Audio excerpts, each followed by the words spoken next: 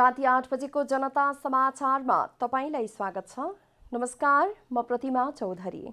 नमस्कार, म अनिस्मा बस्नेत। सबैभन्दा पहिले प्रमुख समाचार।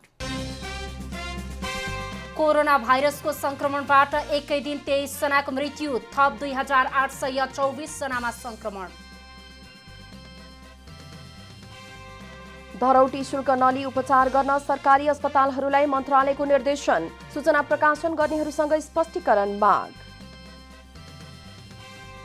कोरोना नियन्त्रणमा सरकारले ध्यानै नदिएको जसपा अध्यक्ष यादवको टिप्पणी, पर्याप्त समय पाउँदा पनि प्रभावकारी कदम नचालेको भनाई। आफ्ना मतदाताहरूको सूचना इरानी ह्याकरहरूले चोरी गरेको अमेरिकाको आरोप, कम्तीमा एउटा राज्यको मतदाता नामावली रहेको दाबी। र तयारी नपुगेको भन्दै राष्ट्रिय खेलकुद परिषदको बोर्ड बैठक तिहारपछिका लागि सारियो।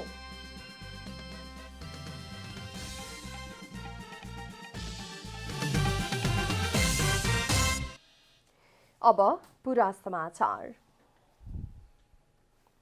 कोरोना भाइरसको संक्रमणबाट नेपालमा थप 23 जनाको मृत्यु भएको छ। स्वास्थ्य तथा जनसङ्ख्या मन्त्रालयका अनुसार पछिल्लो 24 घण्टामा 23 जनाको कोरोना संक्रमणबाट मृत्यु भएको हो। यो सँगै कोरोना संक्रमणबाट मृत्यु हुनेको संख्या 960 पुगेको छ। आज थप 2824 जनामा संक्रमण देखिएको छ। 13,023 जनाको पीसीआर परीक्षण भएकोमा काठमाडौँमा 1362, भक्तपुरमा 96 र ललितपुरमा 164 सहित देशभर 2824 जनामा संक्रमण देखिएको हो। यो सँगै कुल संक्रमितको संख्या 1,73,567 पुगेको छ। हालसम्म 1,34,842 जना संक्रमण मुक्त भएका छन्। आज मात्रै 3,320 जना डिस्चार्ज भएका छन्। देशभरि सक्रिय संक्रमितको संख्या 37,765 रहेको छ। कोरोना संक्रमणले भयावह रूप लिइरहेको समयमा अस्पतालहरूले संक्रमितको उपचारमा मनपरी शुल्क र धरौटी लिने क्रम जारी छ।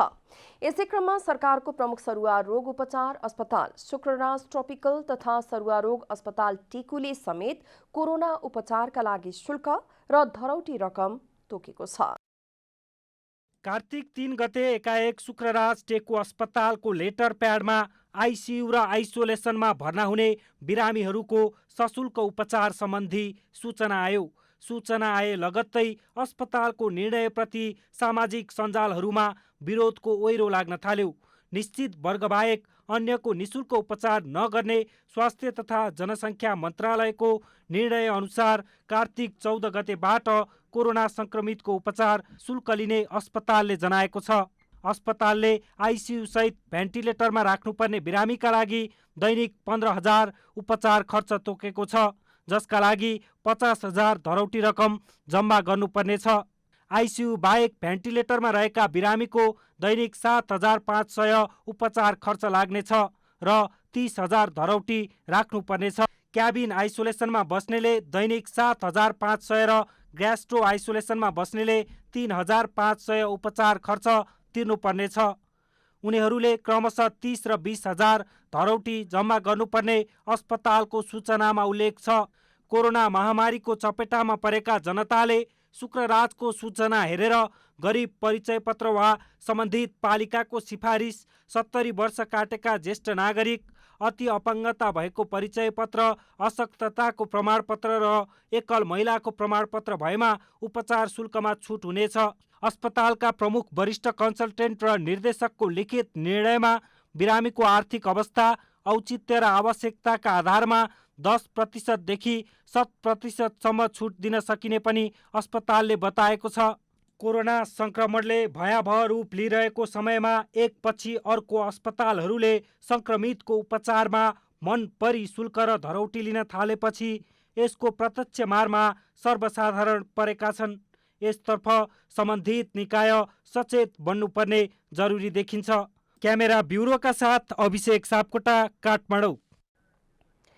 सरकारले देशभरका सरकारी अस्पतालहरूलाई धरौटी शुल्क नलिई उपचार गर्न निर्देशन दिएको छ। सरकारी निर्देशन भन्दै विभिन्न सरकारी अस्पतालहरूले सूचना नै प्रकाशन गरी धरौटी रकम माग गरेपछि सरकारले यस्तो निर्देशन दिएको हो। उपत्यका तथा उपत्यका बाहिर रहेका सबै सरकारी अस्पतालले कोरोना भाइरसबाट संक्रमितको उपचार गर्न धरौटी रकम राख्नुपर्ने भन्दै सूचना प्रकाशन गरेका थिए। स्वास्थ्य तथा जनसङ्ख्या मन्त्रालयका प्रवक्ता प्राध्यापक डाक्टर जागेश्वर गौतमका अनुसार धरौटीका लागि सूचना प्रकाशन गर्ने अस्पतालहरूलाई स्पष्टीकरण समेत सोधिएको छ। सरकारले आफै उपचार गराउन सक्नेसँग शुल्क लिन र नसक्नेको निशुल्क उपचार गर्न समेत निर्देशन दिएको छ।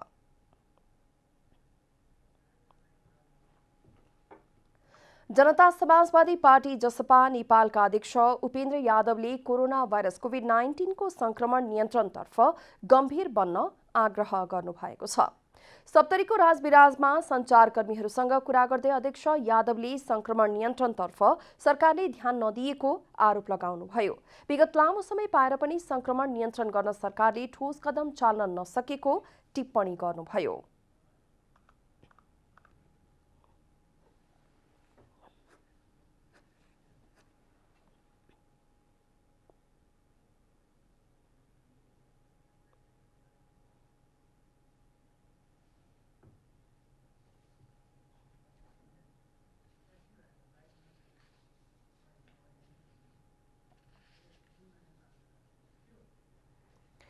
पूर्व स्वास्थ्य तथा जनसङ्ख्या मन्त्री समेत रहनुभएका नेता यादवले अबको समयमा थप संक्रमण बढ्न सक्ने भन्दै विज्ञहरूद्वारा गरिएको आकलनलाई पनि नजरअन्दाज नगरी संक्रमण नियन्त्रणमा गम्भीर भएर कार्य गर्न ध्यानाकर्षण गराउनुभयो। जीवको सुरक्षा गर्ने, नागरिकको रक्षा गर्ने सरकारको दायित्व हो। तर दायित्व एउटा पन्छेर अब आफै गर है हामी सक्दैनौँ भनेर सरकारले भन्नु भनेको चाहिँ गैर जिम्मेवारपन हो। र यो भनाइले पनि के देखाउँछ भन्दाखेरि सरकार स्वास्थ्यको क्षेत्रमा लापरवाही, गैर जिम्मेवार र असफल भइसकेको छ। जीवको सुरक्षा गर्ने, नागरिकको रक्षा गर्ने सरकार। अध्यक्ष यादवले महामारीका कारण सञ्चार क्षेत्र र श्रमजीवी सञ्चारकर्मीहरू पनि बढी प्रभावित रहेकाले सञ्चार क्षेत्र र श्रमजीवी सञ्चारकर्मीहरूका लागि तत्काल अन्तरिम व्यवस्था गरेर सुविधा दिनुपर्नेमा जोड दिनुभएको छ। चिकित्सकहरूले कोरोना भाइरस संक्रमणको जोखिम रहेकाले मौसमी फ्लूका बिरामीहरूलाई उच्च सतर्कता अपनाउन आग्रह गरेका छन्। अहिले अस्पतालहरूमा कोरोना संक्रमणको जोखिम रहेकाले मौसमी फ्लूको लक्षण देखिएका बिरामीहरूलाई घरेलु उपचार गरी घरमै बस्न चिकित्सकहरूले आग्रह गरेका हुन्। हरेक अस्पतालका आइसियु बेडहरू कोरोनाका बिरामीले भरिएको चिकित्सकहरूको भनाइ छ। मौसम परिवर्तनसँगै मौसमी फ्लूका लक्षणहरू देखिएका व्यक्तिहरूले घरमै बसेर सुरक्षित रहन अल्का अस्पतालका कार्यरत फिजिसियन डाक्टर रक्षा गौतमले बताउनुभयो। कसैलाई रुगाखोकी लाग्यो र घरको सबै मेम्बरमा त्यो रुगाखोकी सर्यो, धेरै गाह्रो भएको छैन, हल्का जिउ दुख्ने होइन, अलिअलि नाकहरूबाट सिगानहरू बग्ने पातलो खाले, खोकी सामान्य, घाँटी अलिअलि दुख्ने होइन, जिउ हल्का, आँखाहरूको गेडाहरू दुख्ने जस्तो छ, टाउको अलिअलि दुख्या छ, जस आफूलाई चाहिँ नि त्यति साह्रो पहिला यस्तो भइसकेको छ भन्ने एउटा हुन्छ कि पहिलाको कमन कोल्डको सिम्टम्सहरू चाहिँ यस्तो मलाई पहिला नि भएको थियो भने जस्तो हुन्छ। घरमै तातो पानी, मन तातो पानी खाने होइन, पानीको मात्रा बढाउने शरीरमा है। सामान्य रुगाखोकी लाग्ने, सामान्य जिउ दुख्ने र घाँटी दुख्ने समस्या सामान्य फ्लू भएकाले डराउनु पर्ने अवस्था नभएको उहाँले बताउनुभयो। सामान्य रुगाखोकी लाग्दैमा हतार हतार अस्पताल गएर अस्पतालबाट आफूलाई नभएको फ्लू समेत लिएर जाने सम्भावना रहेकाले सचेत रहन उहाँले आग्रह गर्नुभयो। घरमा इजिली पाइने ओभर द काउन्टर ड्रग्सहरू जस्तै प्यारासिटामोलहरू चाहिँ राख्ने है। प्यारासिटामोल चाहिँ सामान्य ज्वरो टाउको दुखाइ छ भने चाहिँ घरमै प्यारासिटामोल बरु 6-6 घन्टा 8-8 घन्टामा मिलाएर खाने। यति गर्नुभयो भने पनि धेरै 2-3 दिनमा धेरै सुधार पाउनुहुन्छ आफूमा है। आत्तेर हुन्छ नि, हतार गर्दै हस्पिटल आएर फेरि हस्पिटलमा आएर चाहिँ एक्सपोज हुने रिस्क बढी भयो कि अहिले नभएको फ्लू पनि लिएर जानु भइरहेछ कि बिरामीहरूले। रोग प्रतिरोधात्मक क्षमता भएका व्यक्तिहरूले केही हप्तामा कोरोना जिते पनि दीर्घरोगी, बालक तथा वृद्ध-वृद्धाहरूको ज्यान समेत जाने घटनाहरू बढिरहेको उल्लेख गर्दै उहाँले कोरोनालाई हल्का रूपमा नलिन पनि आग्रह गर्नुभयो। नेपालमा 60वटा जिल्लामा स्वास्थ्य बीमा बोर्ड मार्फत आधारभूत स्वास्थ्य सेवाका लागि स्वास्थ्य बीमा कार्यक्रम सञ्चालित छ। तर कोरोना संक्रमणको उपचारको सम्बन्धमा भने बोर्ड अहिलेसम्म मौन रहँदा बीमा गराएका लाखौं परिवारहरू अन्यलमा परेका छन्। सरकारले गुणस्तरीय स्वास्थ्य सेवा प्राप्त गर्ने नागरिकको अधिकारको संरक्षण गर्ने उद्देश्यले स्वास्थ्य बीमा बोर्ड मार्फत स्वास्थ्य बीमा गर्ने व्यवस्था गरेको छ। 5 जना सदस्य रहेको एक परिवारले 3,500 रुपैयाँ भुक्तानी गरेपछि 1 वर्षका लागि 1 लाख रुपैयाँ बराबरको स्वास्थ्य बीमा हुन्छ। अर्थात् परिवारको कुनै पनि सदस्य बिरामी परेमा स्वास्थ्य बीमा बोर्डले 1 लाख रुपैयाँ बराबरको आर्थिक भार बिहोर्दछ। तर अहिलेसम्म कोरोना संक्रमणमा परेका बिरामीको उपचारको कुनै पनि खर्चको भुक्तानी बोर्डले गरेको देखिँदैन। स्वास्थ्य बीमा बोर्डकी कार्यकारी निर्देशक डाक्टर राधिका थपलियाले यस सम्बन्धमा बोर्डले अहिलेसम्म कुनै पनि निर्णय नगरेको बताउनुभयो। यो बिमा भनेको चाहिँ कोरोनाको लागि भनेर भन्दा पनि एज अ होल जनरल रोगहरूको लागि नै पहिला सुरु गरेको बिमा हो हैन। आवश्यक पर्दाखेरि चाहिँ स्वास्थ्य सेवा पाउनको लागि भनेर 3500 रुपैयाँ तिरेपछि 5 जनाले रु 1 लाखसम्मको स्वास्थ्य सेवा पाउने भन्ने हो। कोरोनाको सबै उपचारहरू नेपाल सरकारले फ्री गरेको अवस्था थियो। त्यही भएर चाहिँ बिमाले त्यसलाई हेर्नुपर्ने जस्तो अवस्था पनि थिएन, किनभने दुईतिरबाट हेर्दाखेरि डुप्लिकेसन हुने भन्ने सम्भावना थियो। अब अहिले चाहिँ नेपाल सरकारले चाहिँ गरिबहरू हैन लक्षित वर्गकोहरूलाई चाहिँ अझै पनि निशुल्क चाहिँ गरिरहेको अवस्था छ। त्यसबाहेक बिमितको हकमा चाहिँ अब हामीले पनि केही डिसिजन गर्नुपर्छ भनेर स्वास्थ्य बीमा बोर्डले चाहिँ महसुस गरिसकेको छ। बोर्डले कोरोना संक्रमणमा परेका व्यक्तिको उपचार खर्च बेहोर्ने हो भने पीसीआर परीक्षणदेखि भेन्टिलेटरमा उपचार गराउँदासम्म 5 जना सदस्य रहेको एक परिवारका लागि अधिकतम 1 लाख रुपैयाँसम्म जोखिम बेहोर्नु पर्ने हुन्छ। तर पीसीआर परीक्षणमा मात्रै ठूलो रकम खर्च हुने देखिएका कारण बोर्ड यस सम्बन्धमा कुनै पनि निर्णय नगरी बसिरहेको छ। हालसम्म 31,65,000 नागरिकको स्वास्थ्य बीमा भएको छ। नेपाल कम्युनिस्ट पार्टी नेकपाका महासचिव एवं अर्थमन्त्री विष्णु प्रसाद पौडेल पार्टी एकता गम्भीर संकटको मोडमा आइपुगेको बताउनु भएको छ।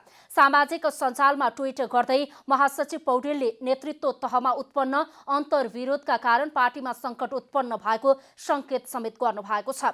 पार्टीको अविभाज्य अस्तित्वमा बारम्बार प्रश्न उठेको समेत उहाँले औल्याउनु भएको छ। उहाँले आपसी अन्तर्विरोधलाई संवाद र सहमतिका साथ समाधान खोज्न एवं पार्टी एकताको रक्षाका लागि सकारात्मक योगदान गर्न सबै नेता कार्यकर्ताहरूलाई आग्रह समेत गर्नु भएको छ।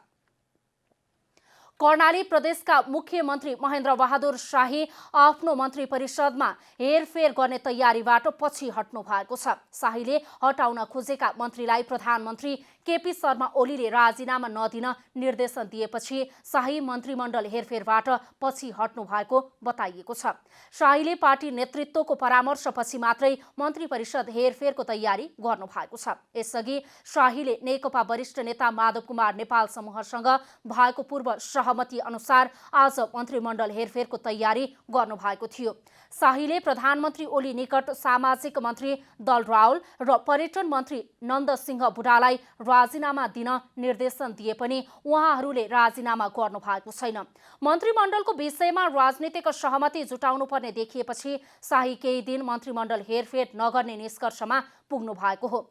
नेपाल पक्षले यस अघि नै 3 जना नेतालाई मन्त्री बनाउन नाम प्रस्ताव गरिसकेको छ। नेपाल पक्षले मुगुका चन्द्रबहादुर शाही, दैलेखा अमर बहादुर थापा र जाजरकोटका करवीर शाही मध्येबाट मन्त्री बनाउन सिफारिस गरेको छ। त्यसैगरी माओवादीबाट बिन्दुमान विष्ट र रुकुम पश्चिमका गोपाल शर्मालाई मन्त्री बनाउने तयारी छ। आफ्नो संगठनका नेता कार्यकर्ताहरूलाई बिना कारण पक्राउ गरी झुटा मुद्दा लगाएको भन्दै नेपाल विद्यार्थी संघले प्रदर्शन गरेको छ। षड्यन्त्रपूर्वक नेताहरूमाथि धरपकड गरेको, यातना दिएको र झुट्टा मुद्दा लगाउने काम सरकारले गरेको भन्दै नेवी संघले प्रदर्शन गरेको हो। नेवी संघका कार्यकर्ताहरूले काठमाडौँको भ्रिकुटी मण्डपमा भेला भएर प्रदर्शन गरेका हुन्। प्रदर्शनमा सहभागीहरूले भौतिक दूरी भने कायम नगरेको पाइएको छ। उपत्यकामा कोरोना संक्रमणको दर बढिरहेको भए पनि नेवी संघको प्रदर्शनमा सहभागीहरूले भौतिक दूरी कायम नगरी प्रदर्शन गरेका गरेका हुन्। उनीहरूले कोरोना पीडित जनताको उपचारका लागि सरकार उदासीन देखिएको नेवी संघको भनाइ छ। प्रदर्शनकारीहरूले जनस्वास्थ्यमा खेलवाड नगर्न, विद्यार्थीहरूमाथि लगाइएको झुट्टा मुद्दा खारेज गर्नुपर्ने लगायतका माग राखेका छन्। कोरोना भाइरस संक्रमणका कारण मन्दी छाएको अर्थतन्त्र चाडबाडका कारण केही चलायमान बनेका छन्। दशैं सकिएर तिहार र छठ नजिकै गर्दा बजारमा वस्तुहरूको माग र आपूर्तिसँगै किनमेल गर्नेहरूको चहल पहल बढ्न थालेको छ।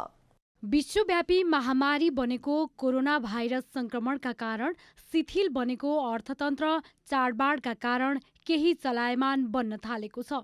दशैं सकिएर तिहार र छठ नजिकिँदै गर्दा उपत्यका लगायत देशैभरिका मुख्य सहर र बजारमा लत्ता कपडा, जुत्ता चप्पल, खाद्यान्न, तरकारी तथा फलफूल लगायतको माग र आपूर्तिसँगै किनमेल गर्नेहरूको चहल पहल बढ्न थालेको हो। बन्द नाकाहरू खुल्न थालेका छन्, जसले गर्दा आपूर्तिमा सहज भएको व्यापारीहरू बताउँछन्। पहिले भन्दा अस्ति भन्दा बढी नै छ होइन, अब हिजो अस्ति त अलि पहिले भन्दा छ। दशैं तिहार लगायतका चाडबाड अर्थतन्त्रका लागि पनि महत्त्वपूर्ण सिजन हो। वर्षैभरि व्यापार हुने कुल परिमाणको झण्डै 40% यही सिजनमा कारोबार हुने भएकाले व्यापार व्यवसायका लागि यो सिजनलाई आर्थिक रूपमा महत्त्वपूर्ण मानिने गरिन्छ।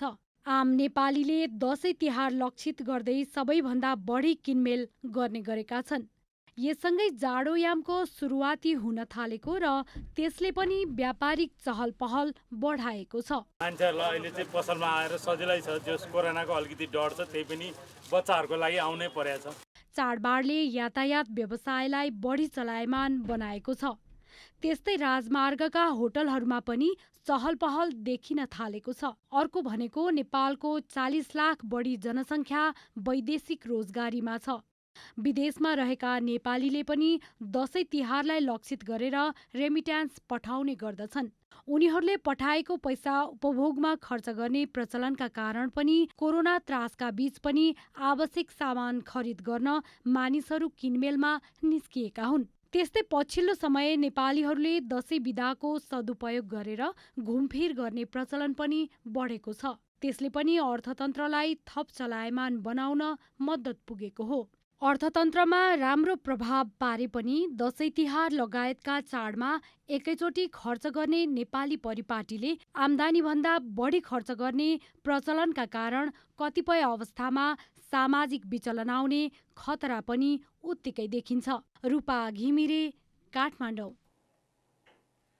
गत चैत्र 11 गतेबाट जारी भएको लकडाउनले उठ्नै नसक्ने अवस्थामा पुगेको नेपालको अटो व्यवसायलाई दशैंले राहत दिएको छ। कोरोना भाइरस संक्रमणको जोखिमका कारण जारी भएको लकडाउनपछि 4 महिना बढी समय व्यवसाय बन्द रहेको थियो। लकडाउनपछिको अवधिमा व्यापार सन्तोषजनक रहेको व्यवसायीहरूको भनाइ छ। लकडाउनपछि साउनमा 1 महिना व्यवसाय सञ्चालन गरेको व्यवसायीहरूले भदौ महिनामा भने निषेधाज्ञाको सामना गर्नु परेको थियो। दशैंको समयमा व्यवसायीहरूले व्यापार राम्रो भएको बताएका छन्। नेपाल अटोमोबाइल डिलर्स एसोसिएसन नाडाका अध्यक्ष कृष्ण भक्त दुलालले दशैंले अटो व्यवसायलाई राहत दिएको बताउनुभयो।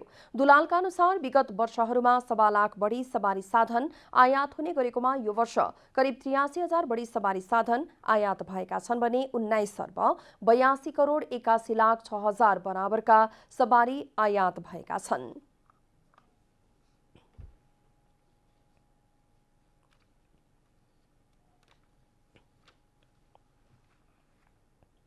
निषेधाज्ञा लागिसकेपछि व्यवसाय डामाडोल जस्तो अवस्थामा पुगेको थियो। एउटा उठ्नै नसक्ने अवस्थामा पुगेको व्यवसायलाई यो दशैंले केही राहत दिएको छ र सरकारले पनि असोज मसान्त असोजबाट सुरु गरेर लकडाउन खोलेको, निषेधाज्ञा खोलेको र व्यवसाय सुचारू गरेको र आर्थिक कारोबारहरू सुचारू गरेका कारणले अहिले आएर चाहिँ केही लगभग अटोमोबाइल व्यवसायहरू अब हिँड्न सक्ने गरी, उठ्न सक्ने गरी भएका छन्।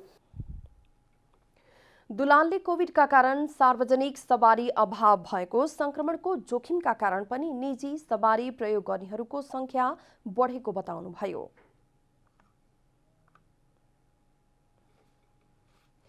कोरोना महामारीका कारण बन्द रहेको नेपाल र भारत बीचको हवाई उडान तत्काल सञ्चालनमा नआउने भएको छ। भारत सरकारले ल्याएको भारतमा रहेका विभिन्न मुलुकका नागरिकलाई फिर्ता लैजाने योजना एयर बबल स्किम नेपाल सरकारले अस्वीकार गरेपछि तत्काल उडान सुचारू नहुने भएको हो। यसअघि संस्कृति, पर्यटन तथा नागरिक उड्डयन मन्त्रालयले कार्तिक 1 गतेबाट उडान सुरु गर्ने गरी सीसीएमसीमा प्रस्ताव पठाएको थियो। उक्त प्रस्ताव सीसीएमसीबाट मन्त्री परिषद पुगे पनि पास भने नभएको मन्त्रालयले जनाएको छ। गत चैत्र 11 को लकडाउनपछि अवरुद्ध हवाई उडानका कारण 2 छिमेकी देशका नागरिकहरू मर्कामा छन्।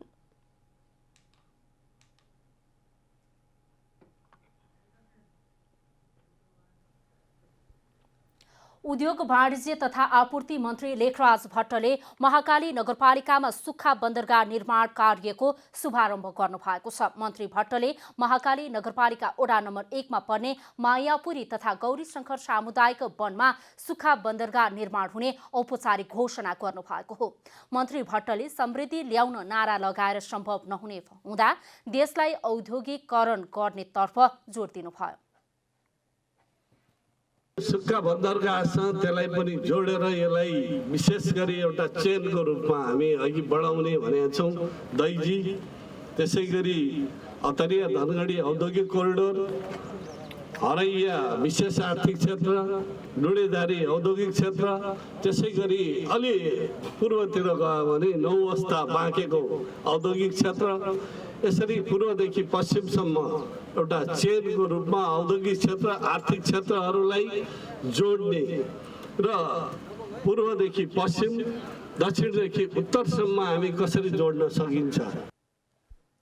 कञ्चनपुर क्षेत्र नम्बर 3 का सांसद दीपक प्रकाश भट्टले महाकाली करिडोरको निर्माण छिटो सम्पन्न गरी यस क्षेत्रलाई त्रिदेशीय नाकाको रूपमा विस्तार गरिने बताउनुभयो।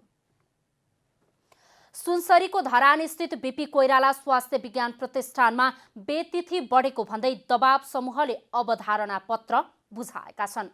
बेतिथि लगायत स्वास्थ्य उपचार सेवा सहज नभएको भन्दै सुधार अभियानका लागि गठित बीपी प्रतिष्ठान सुधार दबाव समूहले प्रतिष्ठानको समस्या र समाधान सहितको अवधारणा पत्र बुझाएको हो। प्रतिष्ठानलाई सुधार गर्नुपर्ने तत्कालीन र दीर्घकालीन नीति तयार गरेर समस्या समाधानका लागि अवधारणा पत्र बुझाइएको हो। समूहले प्रतिष्ठानका उपकुलपति डाक्टर ज्ञानेन्द्र गिरी सहित मुख्य पदाधिकारीहरूलाई अवधारणा पत्र बुझाएको हो। अराजकता छ, बीपीकेएचएस भित्र चरम राजनीति छ, बीपीकेएचएस भित्र अस्तव्यस्तता छ र भ्रष्टाचार छ भनेर व्यापक बजारमा चर्चा भइरहँदा हामी सचेत हरानीहरू सुत्न सक्दैनौँ, निदाउन सक्दैनौँ, हामी जुर्मुनाउनु स्वाभाविक हो।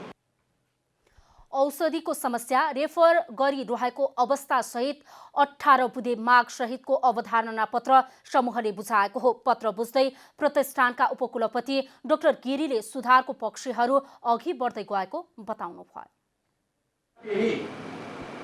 डाक्टरहरूको कमी, केही म्यानेजमेन्टको कमी, म्यान पावरको कमीहरूले गर्दाखेरि त्यसलाई हामीले औलाएर अब यहाँहरूकै भाषामा within a week of time, एक हप्ताभित्रमा त्यसलाई हामीले एकदमै इम्प्लिमेन्ट गरिसक्छौँ भन्ने हाम्रो प्रतिबद्धता हाम्रै बिचमा पनि भइसकेका छ र यहाँहरूको अगाडि पनि हामीले प्रतिबद्धता जाहेर गर्दैछौँ। समूहले अवधारणामा उल्लेख भएका मागहरू पूरा गर्न 1 साताको समय दिएको छ। अब आर्थिक समाचार।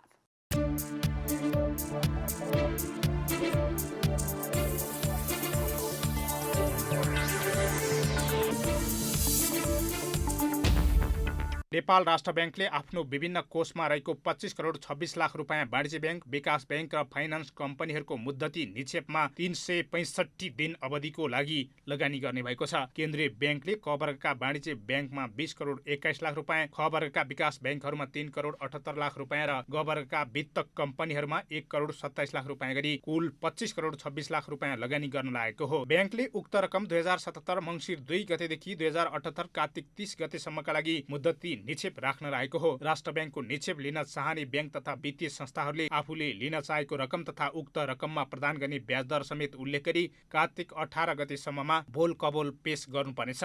यसरी राखिएको मुद्दती निक्षेपको ब्याज ब्याङ्क तथा वित्तीय संस्थाले मासिक रूपमा भुक्तानी गर्नुपर्ने राष्ट्र ब्याङ्कले जनाएको छ। राष्ट्र ब्याङ्कको निक्षेप लिनको लागि ब्याङ्क तथा वित्तीय संस्था सञ्चालनमा आएको कम्तीमा 2 वर्ष पूरा गरेको हुनुपर्नेछ भने राष्ट्र ब्याङ्कले तोकेको न्यूनतम पुँजी कोष कायम हुनुपर्नेछ। त्यसैगरी निक्षेप लिनको लागि निष्क्रिय कर्जा कुल कर्जा सापटीको 5% भन्दा कम हुनुपर्ने, खुद तरल सम्पत्ति स्वदेशी निक्षेपको कम्तीमा 20% वा सोभन्दा बढी रहेको हुनुपर्ने, कर्जा र स्वदेशी निक्षेप र प्राथमिक पुँजी अनुपात ब्याङ्कले समय समयमा निर्धारण गरेको सीमाभित्र रहेको हुनुपर्ने, शीघ्र सुधारात्मक कारबाहीमा परेको भए फुकुवा भएको कम्तीमा 6 महिना पूरा भएको हुनुपर्ने, समस्याग्रस्त घोषणा भएको भए फुकुवा भएको 6 महिना अवधि पूरा भएको तथा सर्वसाधारणको लागि छुट्याइएको सेयर जारी गरिसकेको हुनुपर्ने जस्ता शर्तहरू तोकिएको छ। सबै विदेशीलाई मङ्सिर 1 गते अर्थात् नोभेम्बर 16 देखि नेपाल आउन दिने गरी सरकारी कार्यविधि तयार भएको छ। नेपाल पर्यटन बोर्डले गठन गरेको टुरिज्म रिकभरी टास्क फोर्सले केही शर्त सहितको कार्यविधि बनाएको हो। टास्क फोर्सले सबै मुलुकबाट आउने पर्यटकलाई 92 घण्टा अघिको PCR रिपोर्टलाई मान्यता दिने कार्यविधिमा बताइएको छ। कार्यविधि कार्यान्वयनमा ल्याउने बारे मन्त्री परिषदमा छलफल समेत भइसकेको Nepal association of tour and travel agents नाटाका अध्यक्ष अच्युत गुरागाईले जानकारी दिनुभयो। कार्यविधिमा पर्यटकलाई 3 दिन होटलमै राख्नका लागि प्रस्ताव गरिएको छ। पर्यटक सहजताका लागि विमानस्थलमै PCR मेसिन राखेर परीक्षण गर्ने र 3 दिन होटलमै राखेपछि पुनः PCR परीक्षण गरी नेगेटिभ रिपोर्ट भएका सबै पर्यटकलाई भ्रमणमा सहभागिता गराउन सकिने गरी कार्यविधिमा सुझाव दिइएको उहाँले बताउनुभयो। आइतबार सुनको मूल्य तोलामा 500 रुपियाँले बढेको छ। बजारमा छापावाला सुन प्रति तोला 95,000 रुपियाँमा कारोबार भएको नेपाल सुनचाँदी व्यवसायी महासंघले जनाएको छ। शुक्रबार छापावाला सुन प्रति तोला 94,500 रुपियाँ रहेको थियो। आइतबार तेजाबी सुन प्रति तोला 94,500 रुपियाँ रहेको छ। चाँदीको मूल्य पनि तोलामा 15 रुपियाँले बढेर प्रति तोला 1,195 रुपियाँमा कारोबार भएको महासंघले जनाएको छ। अन्तर्राष्ट्रिय बजारमा सुन प्रति औँस $1,878 हाराहारीमा किनबेच भइरहेको छ। साताको पहिलो कारोबार दिन आइतबार शेयर बजार परिसूचक नेप्से 4.72 अङ्कले घटेर 1640.95 अङ्कमा कायम भएको छ। बजारमा क वर्गका परिसूचकहरूको मापन गर्ने सेन्सिटिभ इन्डेक्स 1.41 अङ्कले घटेको छ। फ्लोट इन्डेक्स 0.37 अङ्कले घटेको छ। बजारमा केही परिसूचक घटेका छन् भने केही सूचक बढेका छन्। वाणिज्य ब्याङ्क, होटल्स, विकास ब्याङ्क, फाइनान्स, उत्पादन, लाइफ इन्सुरेन्स र म्युचुअल फन्ड समूहको परिसूचकमा गिरावट आएको छ। बाँकी समूहको परिसूचकमा सुधार आएको छ। बजारमा 196 कम्पनीका 1,06,26,514 किता सेयर 37,594 पटक खरिद बिक्री हुँदा 2,93 करोड रुपियाँ बराबरको कारोबार भएको छ।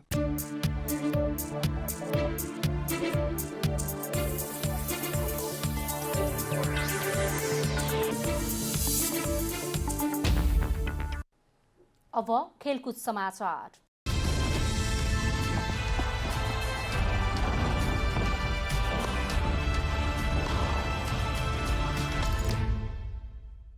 राष्ट्रिय खेलकुद परिषद राखेपको बोर्ड बैठक अब तिहारपछि मात्र बस्ने भएको छ। युवा तथा खेलकुद मन्त्री जगत बहादुर विश्वकर्माले तयारी नपुगेको भन्दै राखेपको पहिलो बोर्ड बैठक तिहारपछि मात्र बोलाउने तयारी गर्नुभएको छ। मन्त्री परिषदले राखेप बोर्ड सदस्य नियुक्त गरेपछि मन्त्री विश्वकर्माले दशैं लगत्तै बोर्ड बैठक बोलाउने बताउनु भएको थियो। मन्त्री विश्वकर्मा परिषदका अध्यक्ष समेत हुन्। तर बैठक आयोजनाका लागि तयारी नपुगेको भन्दै मन्त्री विश्वकर्माले तिहारपछि मात्र बैठक बोलाउने बताउनु भएको छ। राष्ट्रिय खेलकुद परिषद ऐन 2077 अनुसार परिषदको बैठक वर्षको कम्तीमा 2 पटक बस्नुपर्ने उल्लेख छ। परिषदको बैठक अध्यक्षले तोकेको मिति, समय र स्थानमा बस्ने र सदस्य सचिवले अध्यक्षसँगको परामर्शमा बैठकमा छलफल हुने विषयको सूची सहितको सूचना बैठक भन्दा कम्तीमा 7 दिन अगावै सबै बोर्ड सदस्यलाई पठाउनु पर्ने उल्लेख छ। बैठकले मुख्य रूपमा परिषदको वार्षिक योजना, कार्यक्रम तथा बजेट स्वीकृत गर्नेछ। वर्षमा कम्तीमा 2 पटक बस्नुपर्ने बोर्ड बैठक झण्डै 2 वर्षदेखि बस्न सकेको छैन।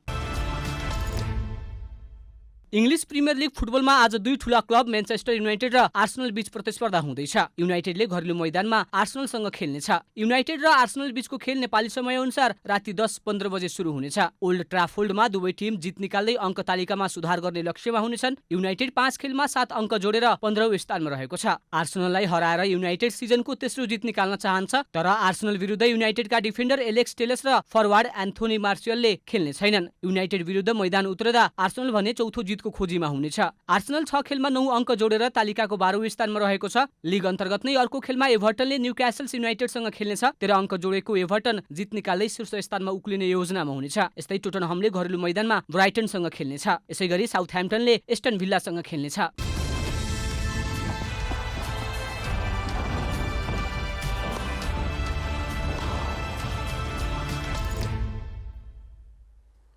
अब मौसम समाचार।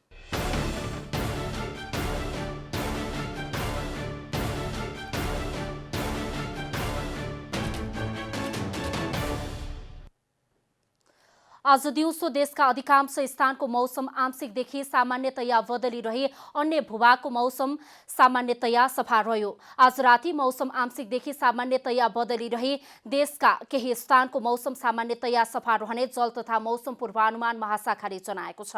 अब देशभरका विभिन्न स्थानको मौसम सम्बन्धी थप विवरण।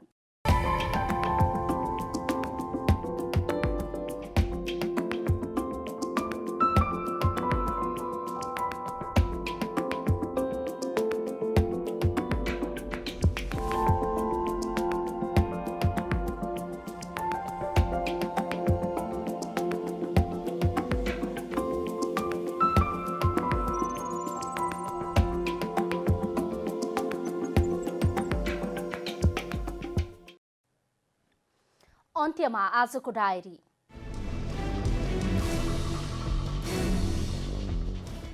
पछिल्लो 24 घण्टामा 23 जनाको कोरोना संक्रमणबाट मृत्यु भएको छ। यो सँगै कोरोना संक्रमणबाट मृत्यु हुनेको संख्या 960 पुगेको छ। आज थप 2824 जनामा संक्रमण देखिएसँगै कुल संक्रमितको संख्या 1,73,567 पुगेको छ। सरकारले देशभरका सरकारी अस्पताललाई धरौटी शुल्क नलिई उपचार गर्न निर्देशन दिएको छ। सरकारी निर्देशन भन्दै विभिन्न सरकारी अस्पतालहरूले सूचना नै प्रकाशन गरी धरौटी रकम माग गरेपछि सरकारले यस्तो निर्देशन दिएको हो।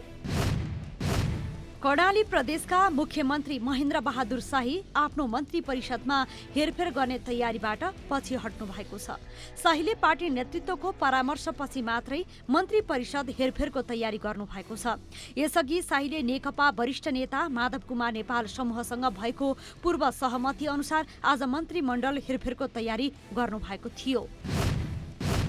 फिलिपिन्समा आएको गोनी आँधीका कारण 4 जनाको मृत्यु भएको छ भने लाखौं सर्वसाधारण प्रभावित भएका छन्।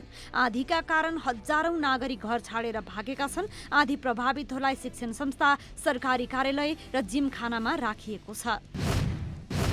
इङ्ग्लिस प्रिमियर लिग फुटबलमा आज 2 ठूला क्लब म्यानचेस्टर युनाइटेड र आर्सेनल बीच प्रतिस्पर्धा हुँदैछ। युनाइटेड र आर्सेनल बीचको खेल नेपाली समयअनुसार राति 10:15 बजे सुरु हुनेछ। ओल्ड ट्राफोर्डमा दुवै टिम जित निकाल्दै अङ्क तालिका सुधार गर्ने लक्ष्यमा हुनेछन्।